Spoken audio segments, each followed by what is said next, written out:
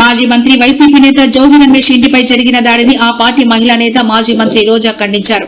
ఇబ్రహీంపట్నంలోని జోగి రమేష్ ఇంటికి రోజా వెళ్లారు. జోగి రమేష్ ను ఆయన కుటుంబ సభ్యులను ఆమె పరామర్శించారు.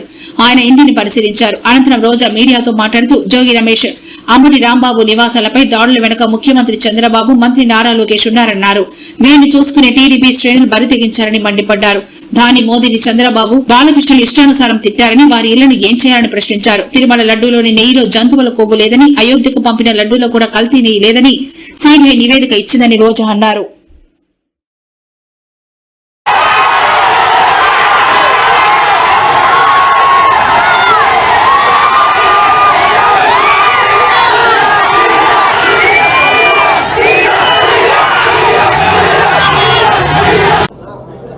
అవర్షంతో మా మీద ప్రేమతో మాకు ఓట్లేశారని చెప్పుకునే చంద్రబాబు నాయుడు ఎందుకు మరి జగన్ వస్తుంటే పోలీసుల్ని పరుగులు తీయించి బ్యారికేడ్లు పెట్టి ప్రజల్ని ఆపుతున్నారని నేను అడుగుతున్నాను.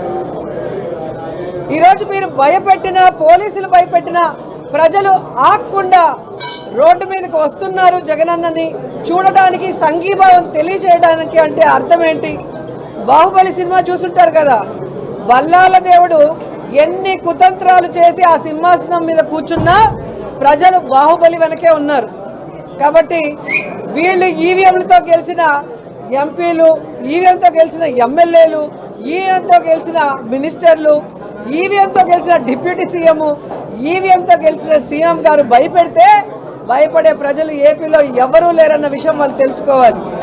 జగన్ గెలిచారనేది ప్రతి సందర్భంలో కూడా ప్రూవ్ అవుతూనే ఉంది. జగన్ ఇంట్లో కూర్చుంటే రా జగన్ బయటికి, నీకు భయం వేస్తుందా, ధైర్యం ఉంటే రా అంటారు. బయటకు వస్తేమో పోలీసులతో అడిగించుకుంటారు. అటు వెళ్ళరా, ఇటు వెళ్ళరా, ఆ టైంకి రారా, ఈ